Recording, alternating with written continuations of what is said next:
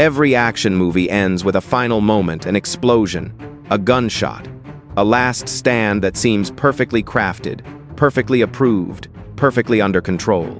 But some endings carry a truth far more chaotic than anything shown on screen. Hidden behind polished frames are scenes that were never authorized, never scheduled, and never meant to be filmed. Yet they exist, because a handful of directors, actors, and stunt crews refused to let the studio decide how their stories should end. Long after official wrap, when the production lights were off and the soundstage stood empty, certain filmmakers slipped back into locations that should have been locked. They brought whatever gear hadn't been returned, whatever lights they could salvage, and whatever props hadn't been reclaimed. Sometimes they used flashlights taped to scaffolding. Sometimes they stole moments using handheld cameras. And sometimes they lit entire finales using sparks from leftover pyrotechnics. These weren't reshoots, these were rebellions. Actors performed stunts with no insurance. Explosions were set off manually because the special effects team had already left. Fights were choreographed in total secrecy, often with no padding and no backup. These endings were shaped in silence, captured quickly, hidden under vague labels, and slipped into the editing room long before the studio realized what had happened. And once these forbidden sequences made it into early cuts, a strange thing happened. Audiences loved them. Test screenings revealed energy, danger, and emotion the approved endings simply couldn't match. Suddenly, the studios who never would have allowed these scenes found themselves trapped. Remove the illegal footage, and the movie weakened. Keep it, and the truth had to remain buried. Today, we're pulling back that curtain. 15 action films with final scenes shot outside the rules, outside the paperwork, and outside the studio's control endings that exist only because someone dared to film them anyway. Fact 1.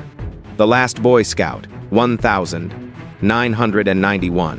When The Last Boy Scout was nearing completion, the studio believed they had locked down the ending. They signed off on a streamlined finale, shorter, safer, and stripped of the ferocity Tony Scott wanted. But Scott had no intention of letting the movie close on something that felt neutered. He believed the story required an ending that matched its grit, loud, messy, and burning with tension. So he made a choice that only a handful of insiders ever knew about. After production wrapped, Scott returned to the stadium set under the cover of darkness. He brought Bruce Willis, a few trusted stunt performers, and a minimal camera team willing to work quietly. They had no lighting rigs, no studio authorization, and no guarantee anyone would be paid for what they were doing. What they lacked in equipment, they replaced with improvisation. Practical lights left over from earlier scenes were repositioned on the fly. A few handheld spot units were strapped to makeshift mounts. The pyrotechnics? Those came from stock that had technically been retired from the effects inventory, but someone knew where they were hidden. Scott directed a frenetic showdown. Bruce running through flashes of fire, gunshots echoing through an empty stadium, and explosions that shook the bleachers. Much of the performance was spontaneous, Scott yelling adjustments between takes while the crew scrambled through shadows. Safety protocols were non-existent. Several shots captured real reactions because neither Scott nor Willis knew exactly how strong each blast would be. Back in post-production, the footage was disguised under generic labels. Only when executives reviewed the first rough assembly did they notice the unfamiliar shots. Arguments followed, but test audiences responded so strongly to the energy and chaos of the rogue sequence that the studio found itself in a corner. The ending that defined the film, the one fans remember, was never approved. It was stolen into existence. Fact 2. Deadly Prey, 1987.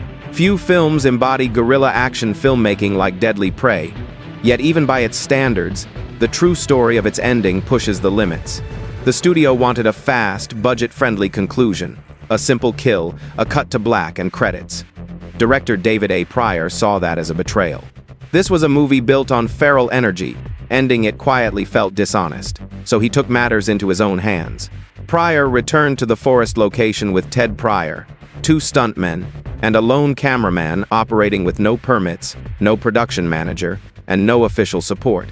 The props had already been returned, so the actors improvised weapons with branches, scrap rubber, and whatever they could salvage from the underbrush.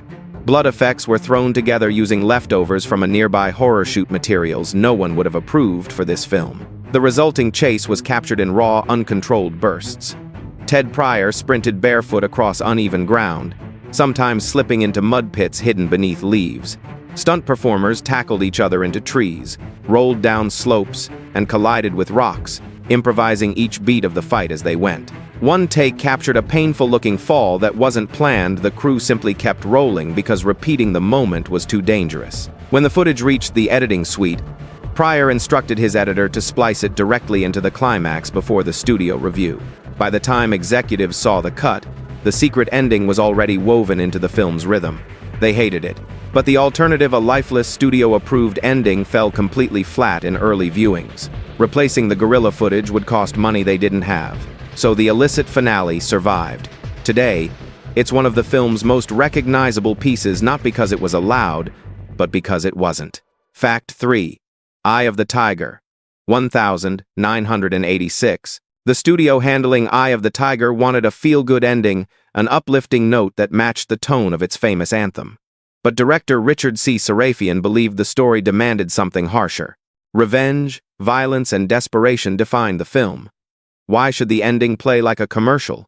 When executives refused to reconsider, Sarafian crafted a plan to film the climax he believed in. He contacted Gary Busey and a tight-knit stunt crew, arranging a stealth shoot at an abandoned airstrip production had already vacated. With most gear returned, they gathered whatever they could: old portable lights, a borrowed 35mm camera, and a stunt truck modified using tools from a friend's workshop. The rest relied on improvisation, manual pyrotechnic triggers, chunks of scrap metal, and the harsh natural wind sweeping across the runway. The forbidden finale centered on a violent motorcycle versus truck confrontation. Busey performed far more stunt riding than the studio would ever have permitted, weaving through debris and accelerating toward explosions set off by hand. Sparks ricocheted unpredictably. Smoke drifted across the frame in thick sheets. The resulting footage looked brutal, chaotic, and unmistakably real.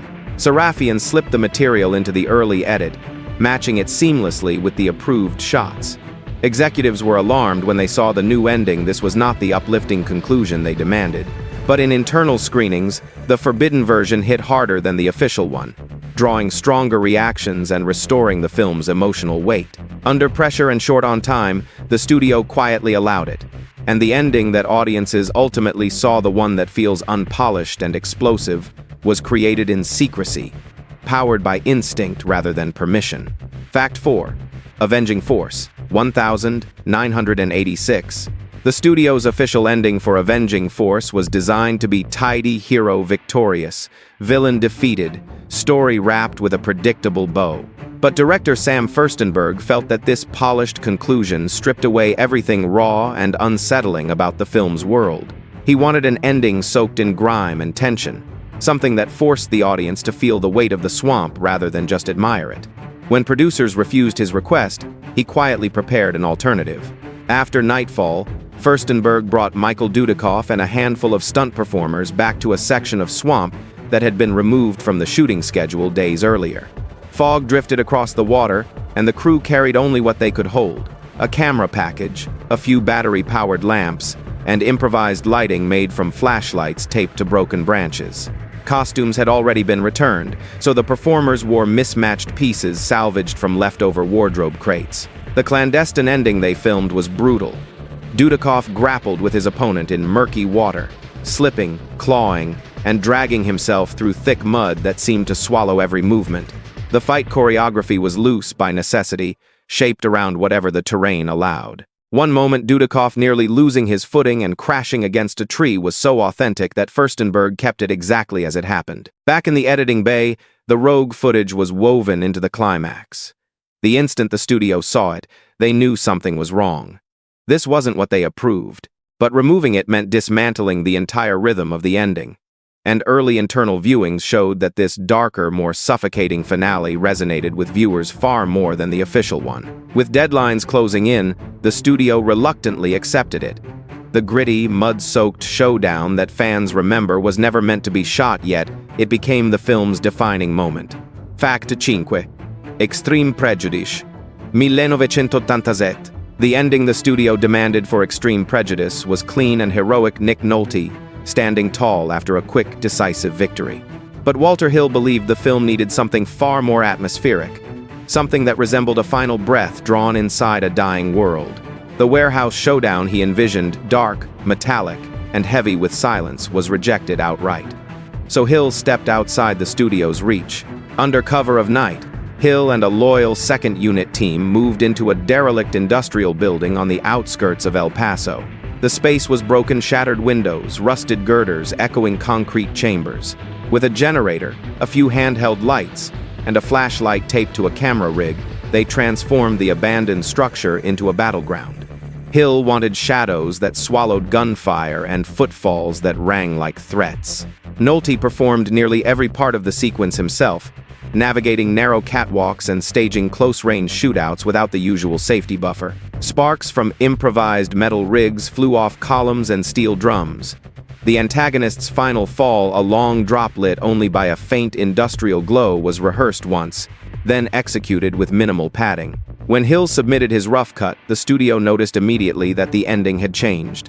They pushed back hard. But as soon as test viewers reacted strongly to the grim, suffocating finale, everything shifted. The studio's approved ending suddenly felt hollow. Pressed against tight deadlines and unexpectedly appreciative of Hill's vision, they allowed the illegal ending to remain. Today, it stands as one of the film's most memorable sequences born in the shadows, filmed without permission. Fact 6. The Exterminator, 21984. By the time The Exterminator 2 entered its final production days, the studio had already reshaped large portions of the film. Their approved ending, a soft, restrained rooftop encounter, felt entirely out of step with the intensity fans expected. Director Mark Buntsman knew the movie needed a finale drenched in fire and danger. When he couldn't convince the studio, he took his cast and stunt team into the night. They climbed onto the roof of a warehouse scheduled for demolition. Most gear had already been returned, so they made do with borrowed lights, a fog machine sourced from a friend, and an aging camera body that shouldn't have still been in circulation. The stunt coordinator carried a box of homemade pyro charges, small, risky, and definitely not studio approved. What they shot was raw and violent. Robert Ginty wielded a makeshift flamethrower constructed from scrap pipes. Sparks burst across the gravel as stunt performers slid dangerously close to the roof's edge. Flames cast chaotic shadows over rusted beams and broken vents. One stuntman misjudged a fall, landing inches from a skylight, but the footage was so intense that Buntsman insisted on keeping it. When editors quietly replaced the approved ending with the bootleg footage, the studio erupted with anger. But deadlines were immovable, and test audiences responded strongly to the unfiltered ferocity of the guerrilla finale. The studio grudgingly kept it. The fiery rooftop climax fans remember today exists only because a small team chose to defy the rules and film the ending they believed the story deserved. Fact 7. Strike Commando, 1987. The producers behind Strike Commando were determined to keep things simple. The budget was nearly drained, the shoot was behind schedule, and the studio demanded a minimal, inexpensive ending. But Bruno Mattei, never known for restraint, felt cheated by the idea of closing the film with something ordinary. He wanted fire, chaos, and an explosive farewell that matched Reb Brown's over-the-top performance. When the studio refused, Mattei decided to take matters into his own hands. One humid evening, Mattei led Reb Brown, 2 stuntmen, and a bare-bones camera crew back into the jungle clearing used earlier in production. The area was scheduled for teardown the next morning, which made it perfect for a shoot no one was supposed to witness. The team salvaged whatever materials they could find: half-broken bamboo huts, stray barrels, leftover fuel canisters, and rigged them with low-grade fire gags the studio had never approved. Lighting was primitive. Torches, dying floodlights, and handheld lamps created bizarre shadows that danced across the foliage. But for Mattei, the imperfections only added to the feverish atmosphere. When the unofficial shoot began, Brown charged through a series of explosions so forceful they shook the camera operator backwards. A hut detonated prematurely, sending debris dangerously close to the crew, but instead of calling cut, Mattei yelled for everyone to push harder. The entire sequence unfolded like a sprint. Stuntmen tumbling across uneven ground, flames leaping unpredictably, the camera weaving frantically to keep up. When the footage made its way to editing, the studio instantly knew something was wrong. This wasn't the ending they authorized. but replacing it would destroy the film's momentum, and surprisingly, the wildness of the rogue footage impressed test viewers. With no time left to reshoot and no better option on hand, the studio allowed Matei's forbidden finale to remain. It became the film's most iconic moment, the one part of Strike Commando that truly felt unchained. Fact 8. Silent Rage, 1982. Silent Rage walked a strange tightrope between martial arts action and slasher horror, but the studio insisted its ending leaned toward heroism. They wanted Chuck Norris victorious in a clean, sanitized showdown. But stunt coordinator Ronnie Rondell saw something different in the story. Something primal, dirty, and unsettling. He believed the finale needed to feel like a battle for survival, not a polished victory lap. When producers rejected the idea, he quietly created his own opportunity. Rondell assembled Norris and a skeletal crew, guiding them to an abandoned quarry production had already vacated. The location was rugged and dangerous. Jagged rocks, unstable ground, and slippery slopes. Under normal circumstances, no studio would authorize major stunt work there, but without witnesses, it became the perfect stage. With no lighting team, they relied on handheld lamps, car headlights, and a flickering construction floodlight borrowed from a nearby worksite. The eerie shadows created a natural horror tone. Norris took on nearly all the stunts himself, performing rolls, falls, and grapples on sharp terrain that could easily cause injury. The killer's stunt double executed a hazardous dive into a shallow pool, illuminated only by failing lights that cast trembling reflections. Smoke pots placed behind boulders filled the air with a thick haze, and unpredictable wind gusts blew it into the crew's faces, forcing them to shoot through shifting clouds. The rawness of the moment, the tension, the risk, the desperation became the soul of the forbidden footage. When the studio saw the assembled cut, they erupted. This wasn't their ending. They demanded reshoots, but internal test viewers praised the intensity of the secret finale, describing it as the only moment where the film felt truly alive. Faced with overwhelming feedback and no time to rebuild, the studio reluctantly allowed the rogue ending to remain. Today, the Quarry Showdown stands as one of Silent Rage's most haunting sequences captured illegally, preserved by necessity. Fact 9. Raw Force, 1982.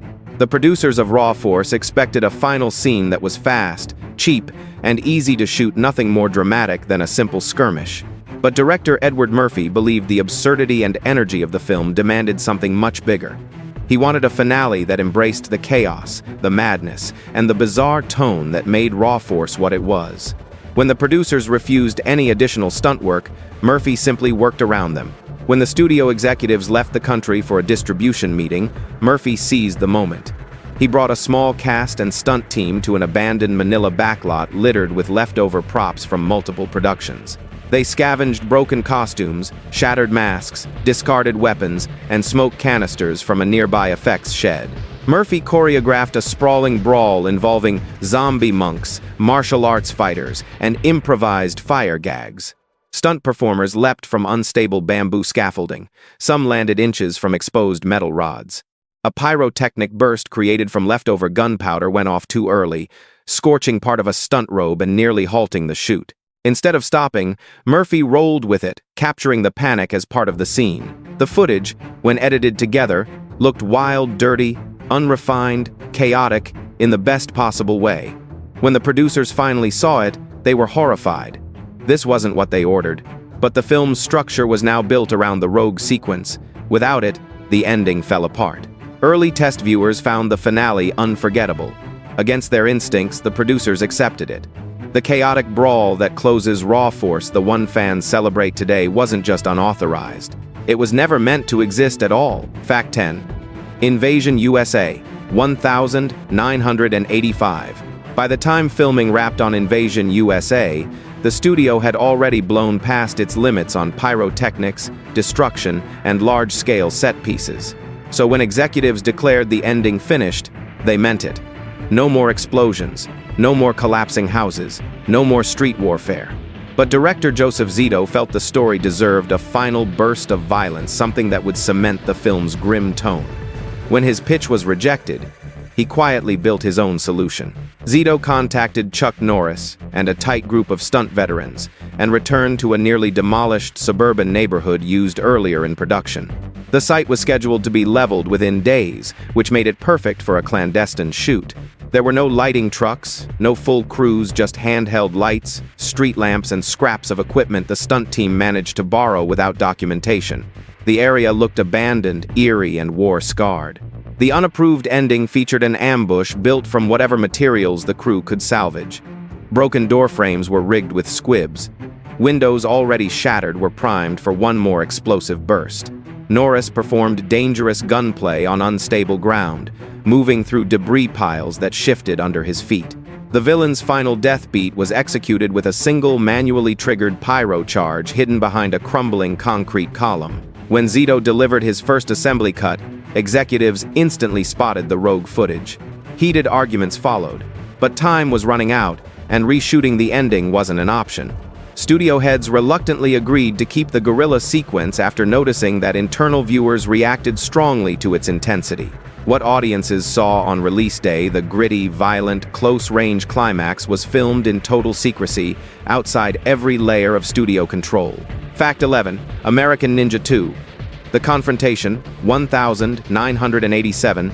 Canon Films wanted American Ninja 2 to end the way many of their action movies ended. Fast, simple, and upbeat.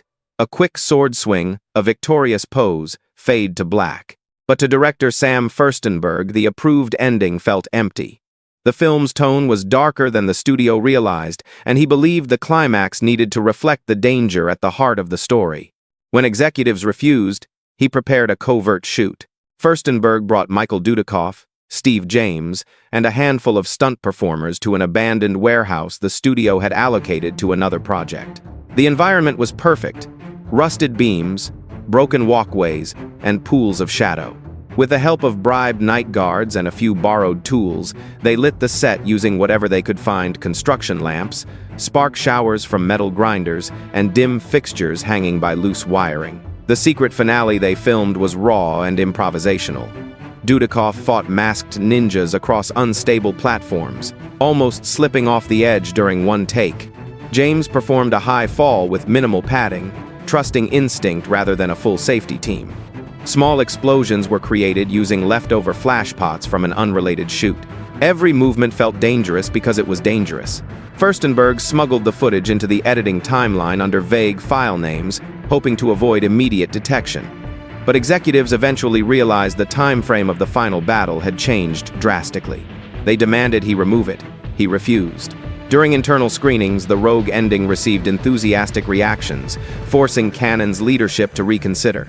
Faced with positive feedback and no time for reshoots, they let the forbidden climax remain. The final cut audiences saw the frantic, shadow-coated battle was never approved. Fact 12.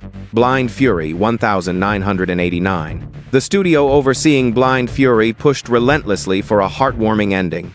They wanted Rutger Hauer's blind swordsman to emerge victorious, triumphant, and ready to stride into the sunset. Director Philip Noyce disagreed. He felt the journey deserved a more somber close, something that acknowledged pain, resilience, and uncertainty. When his vision was rejected, he quietly organized an unsanctioned shoot. Just before sunrise, Noyce brought Hauer and a miniature crew back to a bridge used earlier in production. With no lighting team, they relied on car headlights, small battery lamps, and reflective metal sheets that bounced faint light across the scene. They simulated moisture using handheld sprayers and mist bottles because the rain machines had already been shipped away. The forbidden ending they shot was grim and intimate. Hauer staggered across the bridge, wounded and exhausted, barely able to stay upright. His hand clutched the rail as if holding onto life itself. A final attacker emerged from the shadows, lunging in desperation, a moment never included in the approved script. The resulting confrontation was messy, personal, and emotionally heavy. When Noyce returned to the editing room, he wove the rogue footage into the official material so seamlessly that it almost slipped past unnoticed. But executives caught it and demanded its removal. Test audiences, however, responded powerfully to the darker tone. They found it honest, painful, but honest. Backed into a corner, the studio allowed the unauthorized ending to remain. What viewers saw in theaters, a wounded warrior limping into an uncertain future, was filmed quietly, carefully, and without permission. Fact 13. Red Scorpion, 1988. From the first day of production, Red Scorpion was a battlefield: heat, dust, political tension, and a chaotic shooting environment that never truly settled. So when the studio insisted on a neat, triumphant finale, Joseph Zito found it absurd. This wasn't a shiny Hollywood world. It was a story forged in grit and conflict. A clean ending felt dishonest. When his alternative was rejected, Zito quietly orchestrated an unsanctioned plan. Deep in the Namibian desert, long after the official crew wrapped, Zito brought Dolph Lundgren and a handful of loyal stunt performers to a remote location surrounded by derelict military props. They had almost nothing to work with. A single camera body, a few torches, and pyrotechnic scraps the effects team had abandoned. Fuel-soaked rags tied to metal stakes became makeshift flame sources, flickering violently in the desert wind. The illicit finale they shot was raw and ferocious. Lundgren fought amid burning wreckage, the fire reflecting off his sweat-soaked skin as he grappled with his adversary. Sand blasted across the set, distorting visibility and forcing the camera operator to shield the lens with his arm. One stunt performer misjudged the timing of a fire gag, and the flames nearly engulfed him, yet Zito called for another take, convinced the danger added authenticity. When the footage reached the editing timeline, it clashed immediately with the studio's polished expectations. Executives demanded answers. They wanted the material removed, but internal screenings revealed something unexpected. Zito's forbidden footage gave the film the emotional weight it had been missing. With deadlines looming and the alternative ending looking flimsy, the studio relented. The scorched earth battle that closes Red Scorpion exists only because a small crew defied every rule to get it on film. Fact 14. Cobra Mission 1970. For Cobra Mission, the studio demanded the simplest ending possible. The film had already burnt through more money than anyone wanted to admit, and executives refused to authorize anything beyond a quick, inexpensive wrap-up. Director Fabrizio De Angelis disagreed. To him, the story wasn't just an adventure, it was a wound. The characters were broken men. Their ending needed to reflect desperation and tragedy. When the studio shut him down, he quietly built another path.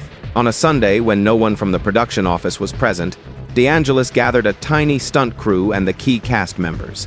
They returned to a riverside set that had been half disassembled. With nearly no equipment left, they scavenged everything.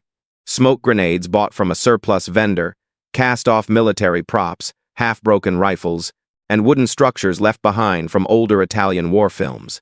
The unauthorized finale they shot felt like a last stand. Smoke drifted thick across the water as stunt performers dove into mud and shallow rivers, many performing falls with no protective gear. Explosions rigged with improvised pyrotechnics erupted unpredictably. The lighting was handheld and uneven, casting wild shadows that amplified the frantic atmosphere. When De Angelis inserted the footage into his rough cut, the producers were stunned. They insisted the scene be removed immediately, but early viewers, including distributors, were captivated by the rogue ending's emotional punch. The approved version felt hollow in comparison. Under pressure from outside stakeholders and with no time to rebuild the climax, the studio gave in. The devastating smoke-filled showdown that closes Cobra Mission was never planned, it was stolen into existence. Fact 15. Bulletproof 1988. Canon Films kept a tight leash on Bulletproof, especially its ending. They wanted something bright, flashy, and commercially safe. But director Steve Carver felt the story demanded a finale drenched in grime, a moment where Gary Busey's character teetered on the edge of survival, scraped raw by violence. When his vision was rejected, Carver quietly returned to a location the studio considered finished, a junkyard that looked like a metallic graveyard. Carver brought Busey and a small stunt team for an off-the-books night shoot. The junkyard was illuminated only by small fires burning inside wrecked cars, scattered flashlights taped to rusted beams, and a shaky DIY stabilizer rig built from scrap metal. Every surface was dangerous razor-edged steel, collapsing heaps of scrap and unstable ground. Yet Busey insisted on doing his own movements, crawling through jagged debris that could have easily cut through clothing. The secret finale they shot was visceral. Sparks showering from makeshift tools meant to mimic ricochets, stuntmen tumbling across piles of rusted parts, and a brutal ambush scene where Busey drags himself toward his last opponent. One stunt performer slid down a mound of twisted metal that collapsed beneath him, an uncontrolled moment. Carver kept because it felt terrifyingly real. When the footage was cut into the assembly, Canon executives exploded. They accused Carver of breaking safety rules and shooting illegally. But internal viewers praised the realism and impact of the rogue ending. The polished, studio-approved climax suddenly felt lifeless. With the release date approaching and no better alternative, the studio surrendered. The junkyard battle that closes bulletproof, raw, dangerous, unforgettable was born from a night of absolute defiance. Bonus fact: the one-night ending that exists in only a single print. Among all the whispered legends of unauthorized finales, none is as mysterious as the lost ending from an obscure action relic known among collectors simply as Project Viper. Official documentation claims the movie closed with a basic shootout and a neat fade-out. But buried behind studio silence is the truth. A far darker ending was secretly filmed and then nearly erased from history. According to former crew members who spoke only under anonymity, the director and a handful of stunt specialists returned to an abandoned warehouse district long after production shut down. With nothing but borrowed lights, improvised rigs, and leftover pyrotechnic scraps, they staged a finale that defied every studio instruction. In this forbidden version, the hero fails to save the hostages, the villain outmaneuvers everyone, and a massive explosion leaves both characters swallowed by flame, an ending steeped in despair rather than triumph. The studio was horrified when it learned of the rogue shoot. Executives immediately ordered all footage destroyed and demanded every trace be removed from the editing room. But one editor, convinced he had witnessed something remarkable, secretly spliced the footage into a single working print and mislabeled it as a temporary test reel. That reel was screened exactly once for a regional distributor. Those who attended the viewing described the ending as shockingly bleak, so bleak that the studio banned it on the spot. But the editor kept the print anyway. For decades, rumors circulated about a lone VHS transfer supposedly sourced from that one and only screening. Some collectors claim to have seen it, others insist it's a myth. No one knows where the original reel ended up. Today, the forbidden finale of Project Viper stands as one of action cinema's great ghosts, a secret ending that survived only because someone refused to let it die. If you've stayed with us through all 15 forbidden finales, you've just stepped into a hidden side of action cinema, one built on secret shoots, unapproved explosions, and endings that were never meant to reach the screen. If you want more buried stories like these, more lost scenes, more behind the studio rebellions, make sure to subscribe. Tell us in the comments which hidden ending shocked you most, and don't miss the next episode because every time we dig deeper into the shadows of action filmmaking, we uncover something even wilder.